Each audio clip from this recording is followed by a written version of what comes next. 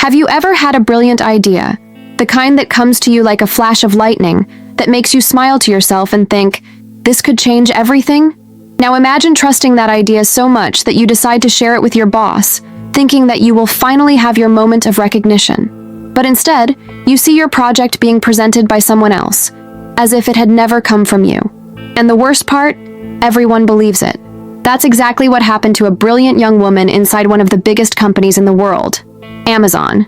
She was seen as promising, but never as a protagonist, until the day her idea was stolen, erased from history, and she decided that she would be the one to write a new one. This is the story of a different kind of revenge, one that doesn't involve lawsuits or scandals, but rather an epic, silent, and powerful turnaround. The creation of a rival company, built on the same idea that was stolen. Years later, she appears on the cover of Forbes. And her name? The world never forgot. Her name is fictitious here, but the story is real. Let's call her Clara. The daughter of a teacher and a computer technician, she grew up in an ordinary suburb, one of those where people tend to dream small because they have learned to conform. But Clara was never ordinary. Since she was a child, she was restless, asked too many questions, and fell in love with logic, technology, and the power of ideas early on. She spent entire nights dismantling old computers, tinkering with lines of code without even knowing what she was doing. With effort, she managed to get a scholarship at a renowned university, and, with even more effort, an internship at one of the most sought-after companies on the planet, Amazon. Getting in there seemed like the pinnacle at the time. It was like walking through a magical portal where everything she had ever studied, dreamed of, and fought for was finally within her reach. But what no one tells you about these magic portals is that they also have shadows. The environment at Amazon was, yes, innovative, but it was also competitive, aggressive, and deeply unequal. Clara quickly realized that despite the meritocratic facade, certain people's ideas were heard more quickly than others. She was young, female, Latina, and had what many would call lack of executive presence. That subtle code used to say that she didn't live up to the standard of someone who usually shines in meetings. Even so, Clara decided that she wouldn't be erased. Her work was excellent, her reports impeccable, and little by little she was gaining ground behind the scenes of innovation. Until she came to a powerful insight.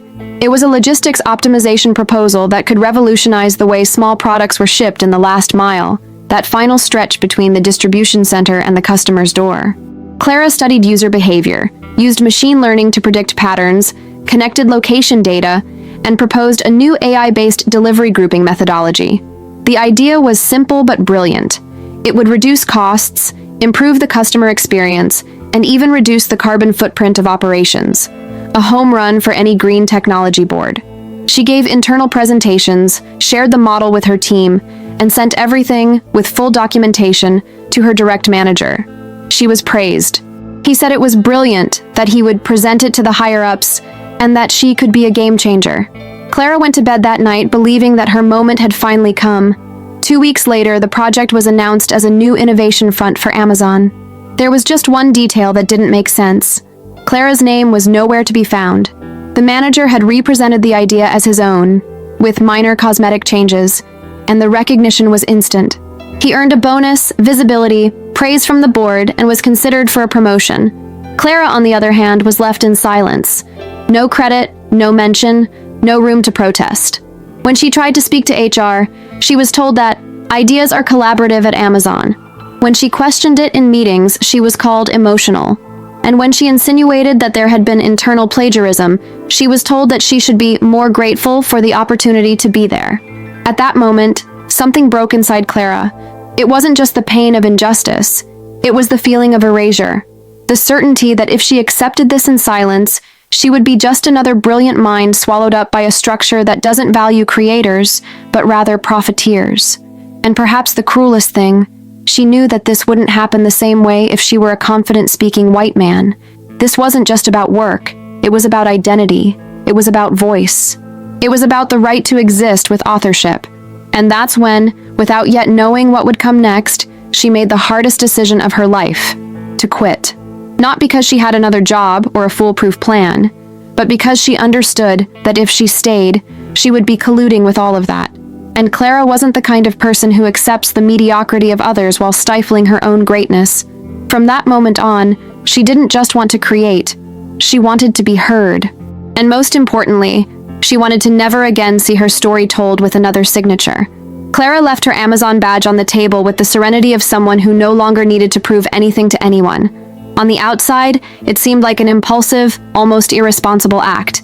But on the inside, she carried the brutal lucidity of someone who knows that, no matter how hard it was, continuing there meant accepting being a spectator in her own story. She had no plan B. She had no investors, no team, and she didn't even know if she would be able to pay the rent for the next few months. But she had something that no one else there had. Awareness. Awareness of her own value. Awareness that the idea, even though it had been stolen, was still hers in essence. She knew every line, every concept, every mistake and adjustment made throughout development. She knew where she could improve, where she could grow. And most importantly, she knew that no one else had such a clear vision. Contrary to what they expected, Clara didn't lock herself in a room crying or stewing over her hurt. She transformed her pain into action. In the early days, she dove into everything she had neglected in recent years. She reviewed academic articles, trend reports, and case studies of logistics startups that were emerging in other markets, especially in East Asia. She made mind maps, drafted MVPs, searched for names, and evaluated platforms. What had previously been just a technical proposal within a corporate organizational chart now needed to become a product. Real, concrete, a viable business. But Clara had a huge challenge ahead of her, transforming an insight into a company from scratch without any major contacts in the startup ecosystem, no history of entrepreneurship, and, once again, as a woman trying to break through a market dominated by figures who didn't look like her. It was in this limbo that she faced the cruelest side of post-corporation: isolation. When you're at a giant like Amazon, you don't realize how much of your credibility is lent to you by the brand. People listen to you more, respond to you faster, and respect you even before you speak. Outside of that, Clara was just another woman trying to explain a disruptive idea in a saturated market. She sent dozens of emails to accelerators, investment funds, and innovation platforms. The responses were generic, evasive, or non-existent. In meetings, she was interrupted.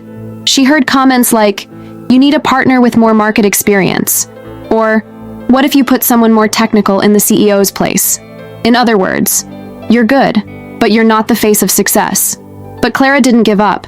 She understood that what was missing was not external validation. It was traction. She decided that she wasn't going to waste time trying to convince people who didn't believe in her.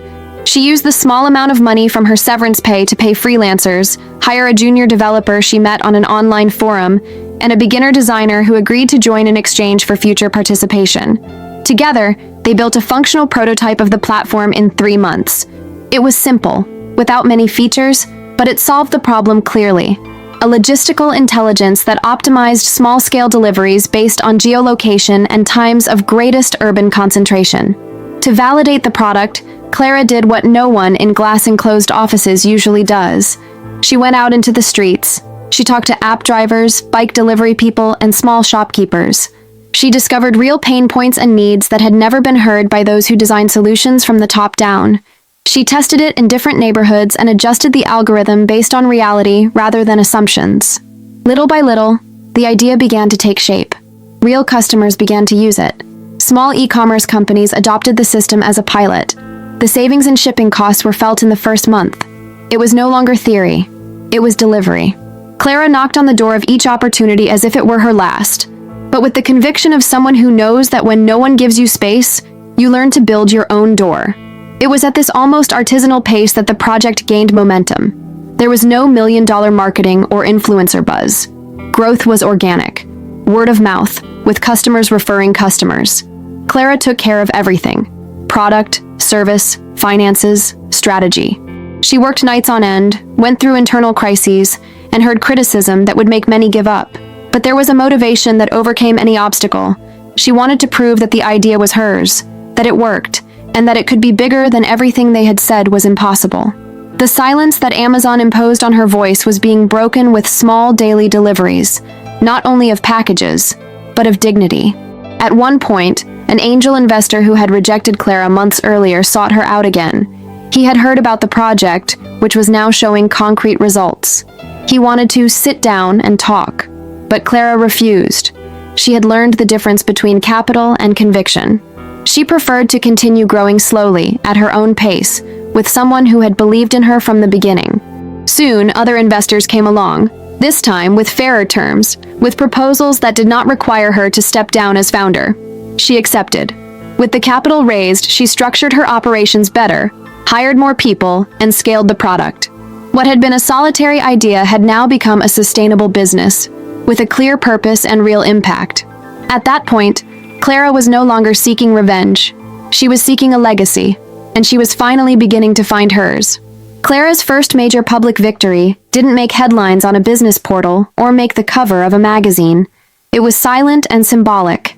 The signing of a contract with a small chain of stores that, until then, had exclusively used Amazon's logistics services.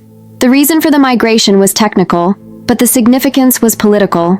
By choosing the system developed by Clara, that company was not only validating its product, but also breaking its dependence on the giant that had once tried to silence it. It was the beginning of a new era for her startup.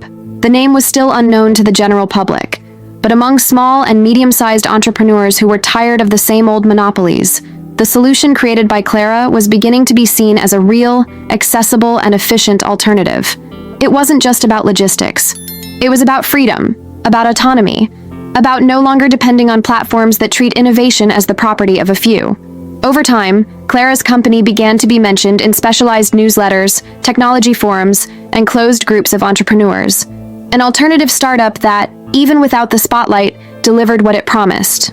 The team grew. From 2 remote employees, it grew to a permanent team of 10 people, all aligned with the horizontal and collaborative culture that Clara was keen to maintain. She still bore the scars of the corporate environment in which she had been ignored, and she swore that she would not reproduce the same structures. There would be no theft of ideas or silencing. Each employee would have a voice, participation, and recognition. Innovation would be built collectively, but without erasing those who had the courage to start. This created a different, lively environment in which each small victory was celebrated as a historic step. It was at this pace that Clara's name began to circulate in invitations to smaller technology and entrepreneurship events. First as a panelist, then as a guest speaker. Her story drew attention, not only for what she had built, but for the way she had built it. There was no rancor or talk of revenge in her speeches. There was lucidity. She spoke about ethics, intellectual property, and the behind-the-scenes of failure. She showed her scars without fear, as if she understood that each one of them was an essential part of the foundation of something bigger. Her name began to be remembered in more influential circles. Some big brands began to approach her, but Clara maintained a firm stance. She would only accept partnerships that respected her values, her independence, and the transparency that guided all of her company's decisions. Meanwhile, inside Amazon, the narrative was different. The manager who had stolen his idea had been promoted, but his performance was falling. The initiative he had presented as his own had an initial surge, but failed to sustain itself. That's because he never really understood the project. He memorized concepts, but lacked the technical expertise or sensitivity to iterate consistently. What was born from Clara's head and heart could not be replicated without her. This began to become evident in the company's internal reports. And even without naming names, the data spoke volumes. The tool developed by Clara, now independent, had better customer retention, a lower failure rate, and a higher usability rating among end users. The numbers didn't lie. The original was better than the copy. At the same time, a reporter from a business magazine who was researching stories of underrated entrepreneurs came across Clara's name. Intrigued, she asked for an interview. For 2 hours, she listened to Clara tell her story in detail. From her first day as an intern, to the moment she decided to drop everything and build a company based on an idea that had been tried to be buried. The article was published 2 weeks later. The title was straightforward: The Woman Who Rebuilt Her Idea and Became a Competitor to the Giant That Tried to Silence Her. The article went viral. On social media, thousands of women shared the link, commenting on their own experiences of being erased and being robbed of merit in the workplace. Clara became a symbol, even without wanting to. Her story touched a collective nerve. A few days later, the invitation that would change everything came. An email from Forbes, with the official seal, asking if she would accept an interview for the new edition of the Forbes 30 Under 30 list. Clara didn't respond right away. She took a deep breath.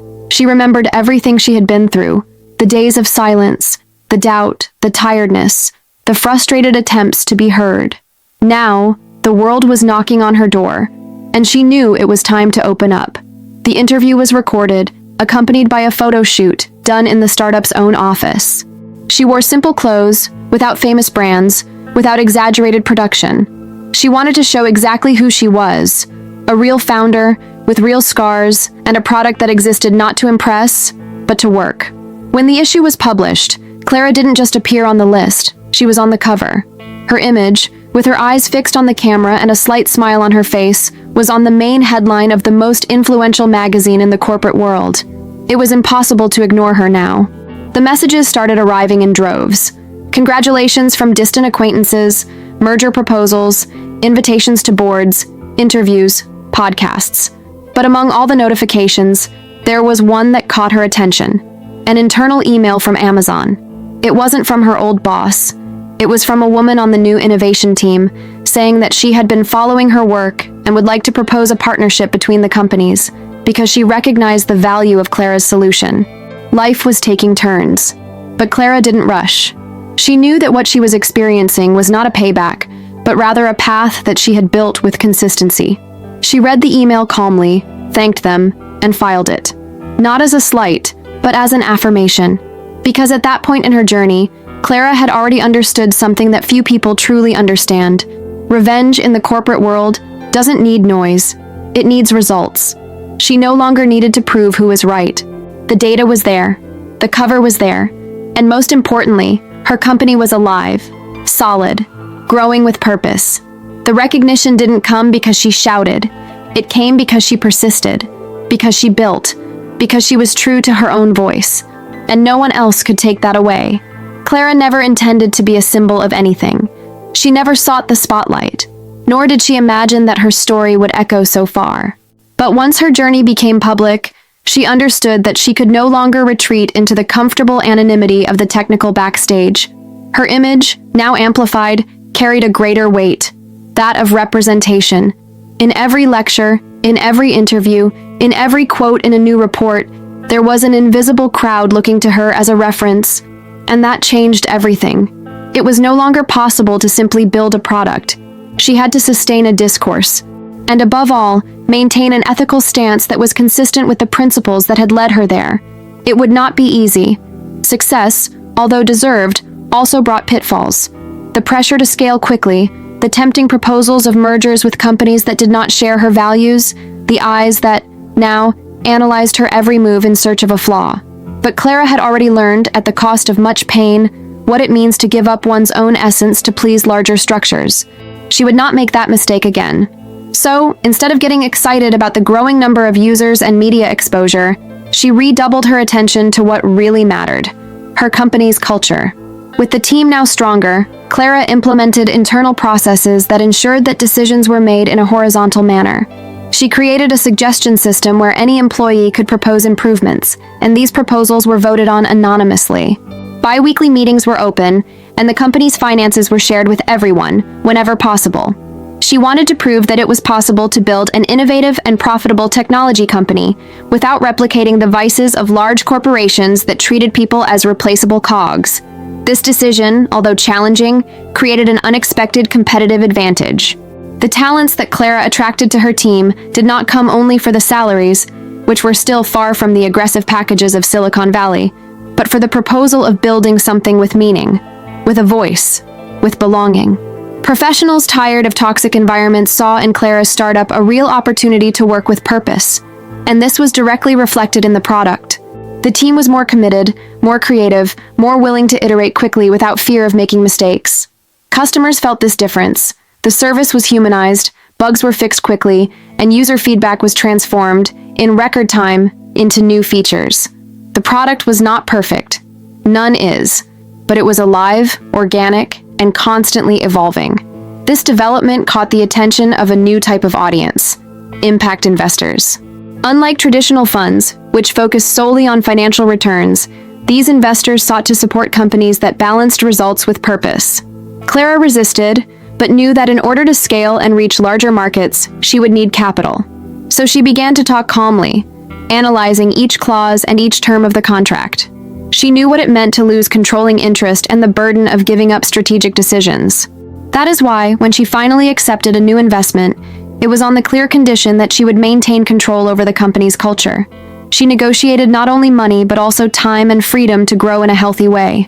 And with this new drive, she began to plan her national expansion. The plan was bold: to set up partner logistics centers in strategic cities, connected by an AI system that optimized local deliveries based on weather data, real-time traffic, and consumer behavior.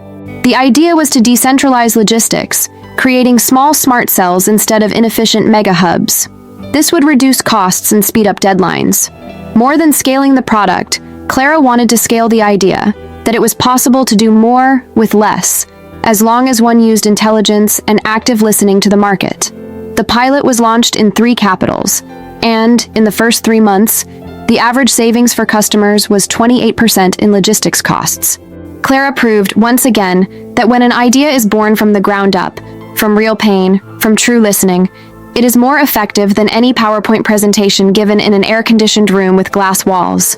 In this new scenario, Clara was no longer seen as just a promising founder.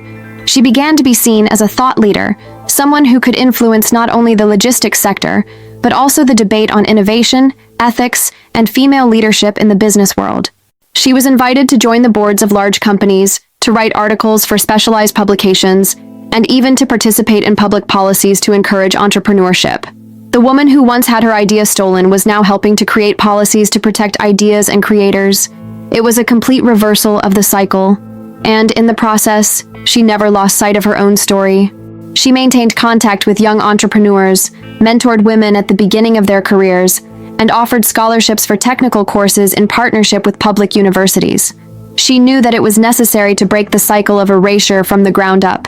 Her company launched a program called Idea de Origem, Origin Idea, which helped small startups document and protect their innovations from the very first draft, ensuring that, at least for that generation, idea theft was no longer a silent trauma accepted as the norm. This project gained widespread support and was replicated in other Latin American countries. Clara's story, which began with a silent betrayal, now unfolded in layers of real, tangible, measurable impact. She transformed a wound into a tool, and this made her not only a successful entrepreneur, but also an ethical reference in a market accustomed to confusing power with oppression. Even so, Clara did not let herself be carried away by vanity. She was fully aware that the path to consolidating her legacy was long. She knew that the corporate world is volatile, that today's innovation is tomorrow's standard, and that staying relevant requires more than good ideas. It requires character, consistency, and the courage to say no to shortcuts. That is why she remained involved in the day-to-day operations. She participated in technical meetings, listened to end users, and tested the product personally. She maintained her active listening skills because she understood that leadership is, above all, about continuing to learn. And that arrogance is the first symptom of the end of any project with soul. At this point in her journey, Clara was no longer driven by revenge. The pain had been metabolized, transformed into awareness. What moved her now was responsibility, the awareness that her journey had opened doors, and that keeping those doors open was part of her mission. It was not enough to simply inspire. She needed to sustain the path with structure, with support, with real access for those who still dream of a chance. And more than anything, she needed to remember that no magazine cover is worth more than the peace of mind of being able to sleep, knowing that she had built something clean, fair, and true. That was her greatest asset, and no one could take that away. Clara understood that there was a type of power that was more lasting than the titles, positions, and figures celebrated in the economic columns. It was the power of reputation. Not the kind of reputation manufactured by press offices and branding strategies, but the reputation built by silent word of mouth, in meetings where her name was mentioned as a synonym for trust, in exchanges between founders who said to each other, "Talk to her. She delivers what she promises." The revenge she achieved was not made up of public scandals or embarrassing exposures. It was a reputational revenge, slow, patient, built brick by brick based on a non-negotiable principle: integrity. Her former boss, the one who used her idea and tried to wipe it off the map, was now dealing with the inevitable shadow of his own mediocrity. He still held prestigious positions, still gave interviews with elegant words, but his name had lost the silent strength that sustains great careers. And he knew it. Meanwhile, Clara was invited to mediate debates on the future of inclusive technology, to sit at the table with ministers and rectors, and to participate in councils that would shape the next public policies to encourage innovation. Her company had become a continental reference, not only for the product it offered, but for its management model, its real impact on the lives of small entrepreneurs, and its ability to prove that it is possible to grow without corrupting one's own values. Behind the scenes, other women began to seek her out confidentially. They shared similar stories, talking about ideas that had been shelved, meetings that had been interrupted, promotions that had not come even after years of impeccable delivery. Clara listened to each one attentively, not as someone superior, but as someone who knows deeply the bitter taste of erasure. And with each conversation, she reinforced her conviction that her journey was not about her. It was about everyone. The natural consequence of this was the creation of an internal female leadership program, focused on accelerating the careers of technical women, especially those outside of large urban centers. The project began with limited resources, but quickly gained momentum, attracting experienced mentors and senior professionals who also wanted to give back to the market what they had learned. More than 200 women attended the first edition, and many of them managed to move up in their companies, start their own businesses, or even gain visibility in markets where they had previously been ignored. Clara followed everything with restrained pride.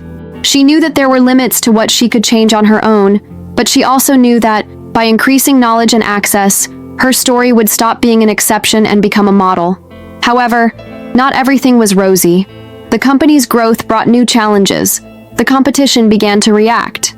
Some corporations tried to copy parts of its technology, while others launched aggressive advertising campaigns in an attempt to undermine its credibility. Anonymous blogs began to appear with criticisms disguised as technical analyses. One of them even suggested that its original idea was not so original, that other similar projects had already existed before. Clara knew that this type of attack would come. It was the price of breaking away from established structures. Instead of responding with public statements or lawsuits, she reinforced her transparency.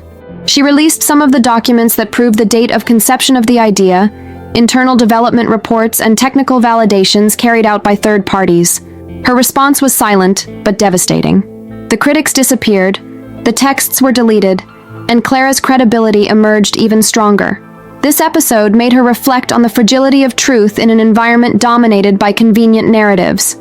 She understood that, in addition to protecting her ideas, she also needed to protect the integrity of information.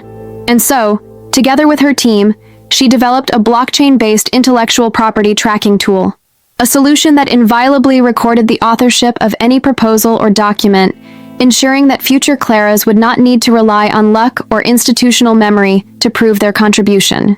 This new technological front quickly became one of the company's most valuable assets. Investment funds began to seek it out not only for its logistics, but also for its innovation in intellectual property protection, a market that until then had been dominated by bureaucracy, slowness, and inequality.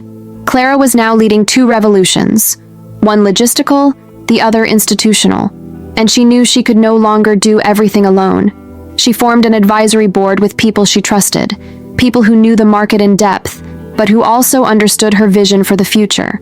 She delegated intelligently, creating layers of management that allowed the company to operate autonomously without losing its founding values. The transition was made carefully, without rushing, respecting the maturation of each stage. Because Clara had learned from her first frustration that growing too quickly without structure is the most efficient way to lose everything, she preferred to grow consistently, with a base, with foundations that resist time, vanity, and market pressure.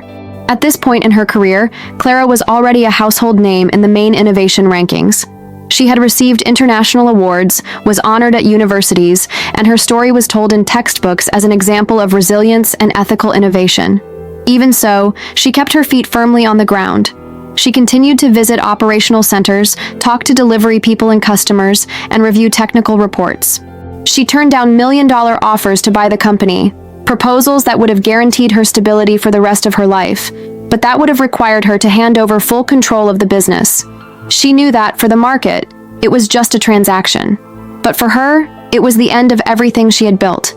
You couldn't sell a story for a number. And that's why Clara remained where she always was, in charge, with the same seriousness and respect for the path she had taken.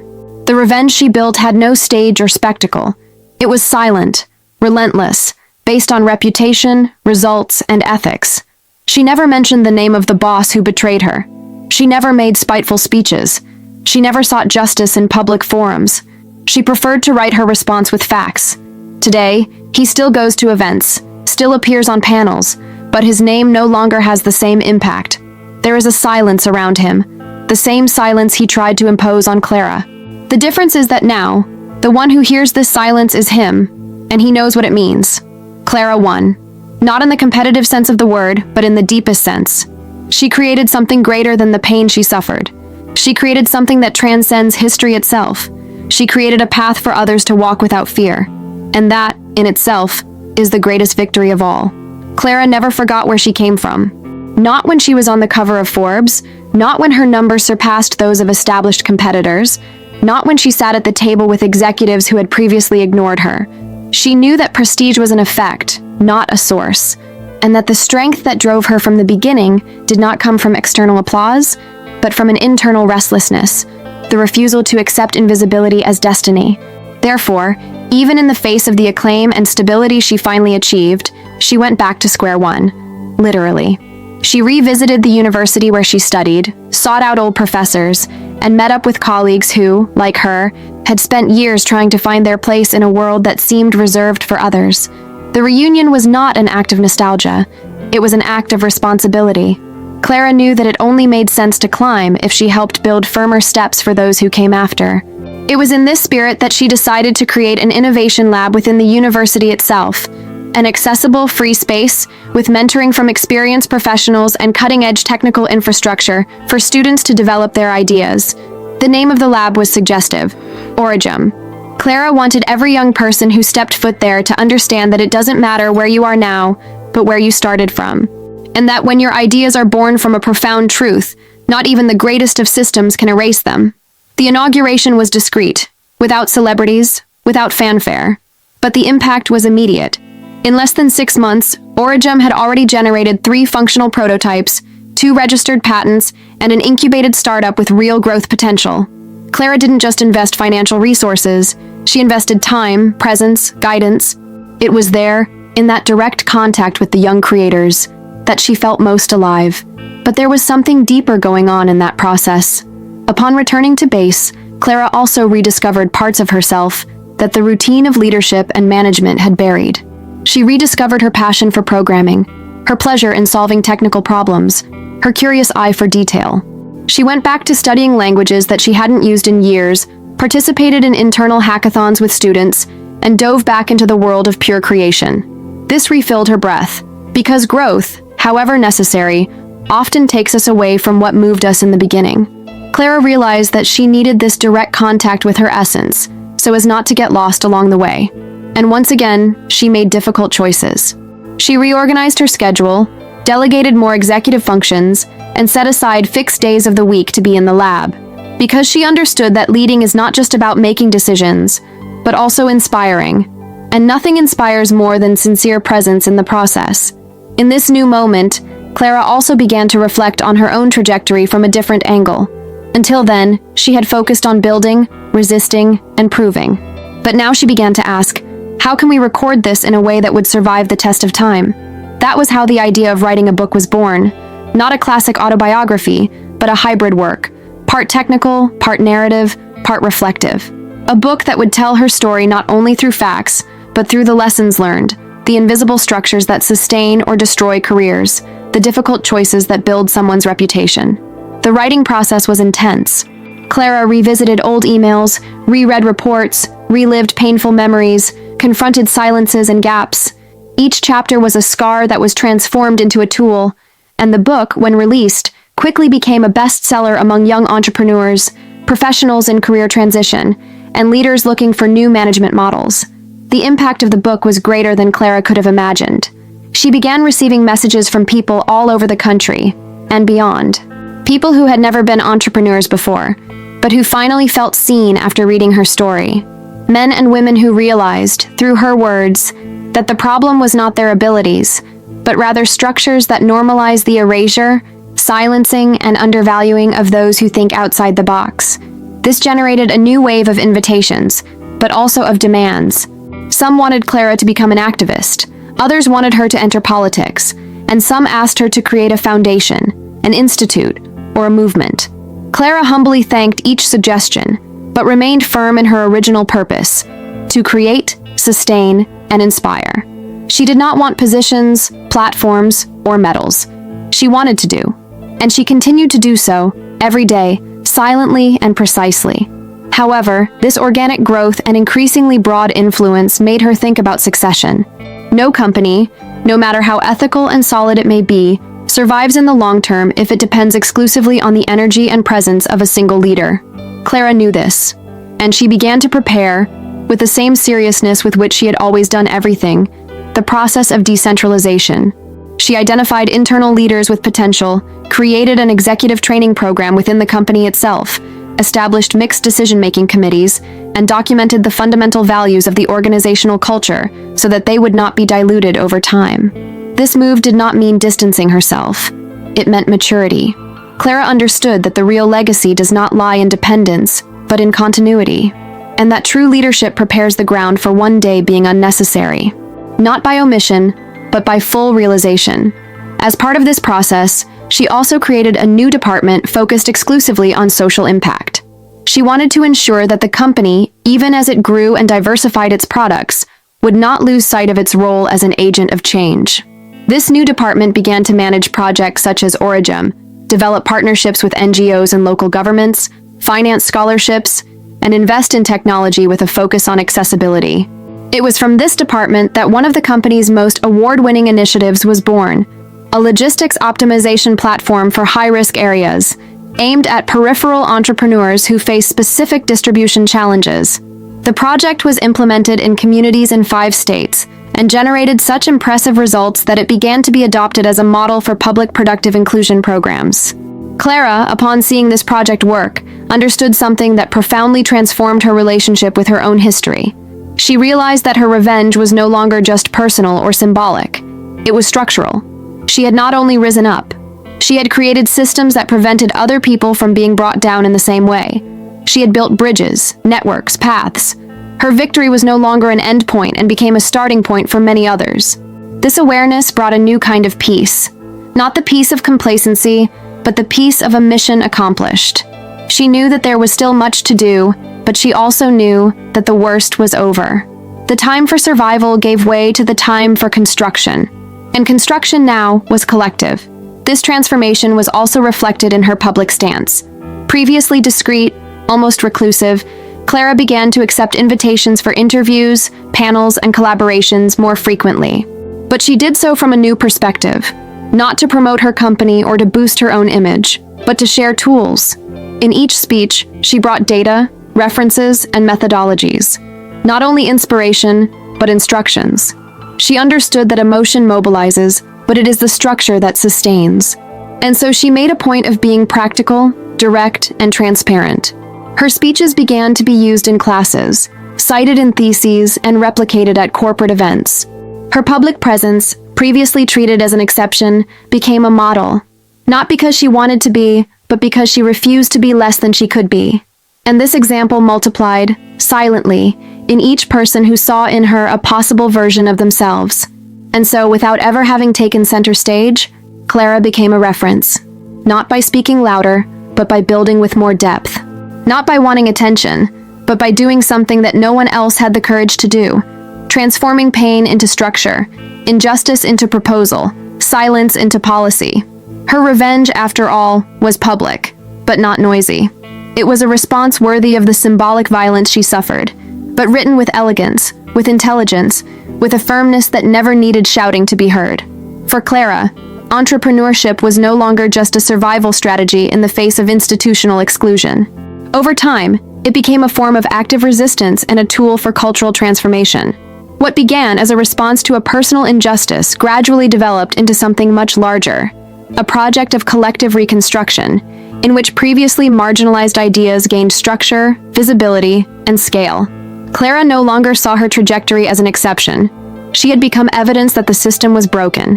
The exclusion of creative minds, especially women, Black people, and people from the outskirts of cities, was not the result of chance or the selective meritocracy that was so often repeated in business discourse. It was the consequence of decades, perhaps centuries, of a culture that feeds on the erasure of others to preserve the privilege of a few. And it was this understanding that began to guide her most important decisions. Within the company, Clara implemented a new performance evaluation model. She abandoned classic metrics based on individual productivity and began to value indicators of collaboration, systemic contribution, and collective impact. For her, it made no sense to reward only those who deliver faster or show up more at meetings, if this happens at the expense of silencing others. She wanted to reward those who build together, who listen, who share. This new model was initially met with strangeness, especially by more traditional managers, but it quickly revealed its value. The work environment became more balanced, less competitive in the toxic sense, and more open to experimentation. Clara understood that organizational culture is not written on paper. It is practiced in everyday life. It is affirmed in the choices of those who lead. From the outside, Clara began to be seen as an ethical reference in a business environment increasingly saturated with empty speeches. Not because she presented a perfect image, she made a point of exposing mistakes, challenges, and bad decisions, but because she maintained a rare coherence. Her actions followed her words. When she said she believed in accessible innovation, she demonstrated this by supporting projects in rural areas. When she spoke about inclusion, she presented data and results, not just slogans. This commitment to the truth, even when it was uncomfortable, made her company one of the few in the sector to attract the best talent without having to compete for astronomical salaries. People wanted to be there. They wanted to be part of something that made sense. And that can't be bought with advertising campaigns. It can be built with credibility. Clara also began to be invited to meetings with multilateral organizations, such as representatives from the UN, the World Bank, and international institutions that promote innovation. She brought to these conversations a perspective that, until then, had rarely been heard in these spaces. The direct experience of someone who had to rebuild everything after a symbolic exclusion. She spoke about emotional security in the workplace, about the urgency of public policies that protect creators, about the need for investment funds to rethink their selection criteria. Her speech was not theoretical. It was based on experience, on data from her own business, on stories of people that her company had helped to rebuild. And this had an impact, because amidst so many reports and diagnoses, Clara offered something that was missing: reality, concrete, uncomfortable, unavoidable. This more political role did not mean, for Clara, that she would step away from the company's day-to-day operations. On the contrary, she made a point of keeping her feet on the ground. She continued to attend meetings with developers, participate in usability tests, and closely monitor technical indicators. It was there, in the day-to-day creation, that she felt her identity most alive. Even with her busy schedule, she refused to become just a personal brand. Her name was gaining notoriety, it was true, but Clara knew that the real work was not in the headlines. It was in the consistency, in what no one sees, but which underpins everything that the public applauds. And it is this behind the scenes, this silent commitment, that makes the achievements last. Because the shine of a cover fades, but the real impact remains in the culture that is transformed. It was in this spirit that Clara decided to launch a new front within the company, a center for studies and experimentation in regenerative innovation. The goal was to investigate economic models that reconcile technology, sustainability, and social justice.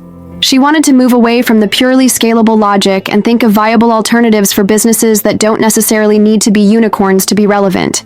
This vision, that not all success needs to come from infinite growth, was received with enthusiasm by the more progressive innovation ecosystem, but also with criticism from more conservative investors. Clara, as always, listened to everything, considered arguments, but followed her intuition. She understood that if she really wanted to transform the system, she would need to propose new metrics for success. Not just profit, but regeneration. Not just scale, but permanence. This new center, called Horizonte, brought together researchers, programmers, designers, sociologists, economists, and activists. The team was diverse and decentralized, with representatives from various regions of the country, and even from abroad. Together, they began testing business models based on social currencies, digital cooperatives, autonomous distribution networks, and other forms of innovation that deviated from the traditional market playbook. Horizont did not promise an immediate solution. It was a living experiment, with successes and failures, but with a clear purpose: to imagine a future in which technology does not only serve those who already have power, but also amplifies historically silenced voices. Clara believed that this was the next logical step in her journey. If she had managed to build a company from a stolen idea, now she wanted to help other people create entire futures with their own ideas, protected, valued, and multiplied. This new cycle also required a new stance from Clara. She was no longer just a founder. She was an organizer, a guardian of principles, a bridge between worlds that rarely meet, that of high technology and that of community-based solutions. With this came new dilemmas. How to maintain integrity in the face of so much interest. How to protect the company's culture without hampering it. How to prevent its image from becoming a product to be exploited.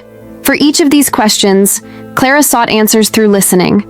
Instead of isolating herself, she surrounded herself with external advisors, created open meetings with the participation of employees and partners, and encouraged mechanisms for internal criticism. She understood that absolute power is always a trap, and that, no matter how much effort she had built everything, it was necessary to make room, open conversations, and adjust directions. Leadership for her was a daily exercise in humility. At that point in her journey, Clara had already been invited to take on important positions in public and private institutions. She turned down almost all of them. She knew that her contribution was more powerful where she could act freely. She preferred to be where decisions were made in real time, where she could see the direct impact of her choices. But she also understood that, at some point, she would need to think about transition. She didn't want to become a perpetual founder. She wanted to be remembered as someone who knew when to pass the baton, someone who didn't cling to power, but used it to create a structure solid enough to survive without her. So she began to prepare the company for a future with fewer Claras at the center, but with more Claras behind the scenes. And that was perhaps her greatest act of leadership, understanding that her name was strong, but that her legacy would only make sense if it multiplied in other bodies, other ideas, other voices. Clara's story shows that the most powerful revenge is not the one that destroys the other. It is the one that builds something so solid, so fair, so transformative, that it dwarfs the initial injustice in comparison to what came later. She proved that it is possible to win without betraying one's principles, to grow without repeating the oppressions one suffered, and to leave a trail that illuminates paths beyond one's own biography. And perhaps that is why her story resonates so much. Because it is not just about entrepreneurship, nor just about technology, nor just about women in leadership. It is about courage, about ethics, about the power of not remaining silent, and about the beauty of transforming silence into structure, not with hate, but with patient, determined, invincible construction. If there is a force capable of surviving time, market changes, and crises that bring down seemingly indestructible structures, that force is the reputation built in silence. Not the reputation shaped by consultancies, campaigns, or influence strategies, but the one that is born from what is built away from the spotlight, in difficult choices, in gestures that do not earn likes, in decisions that prioritize values over convenience. Clara understood this deeply. When she left Amazon, she had no idea that years later, her story would be studied, shared, referenced in universities, panels, and even board meetings of large companies. But she also knew that this visibility only existed because there was consistency. There was no deviation. There were no shortcuts. There was a straight line, made of principles, drawn amidst the curves of survival. And it is this line that now, finally, allows her to reflect out loud. What does winning really mean? The question was not rhetorical, nor indulgent. Clara did not allow herself to feel sorry for herself or romanticize suffering. She knew what she had lost along the way. Hours of sleep, broken bonds, mental health affected at critical moments, opportunities left behind in the name of coherence. But at the same time, she had gained something that cannot be bought: autonomy. A type of autonomy that does not translate only into financial freedom or public prestige, but into freedom of decision. Of knowing that, when faced with any crossroads, she would not need to betray herself in order to continue.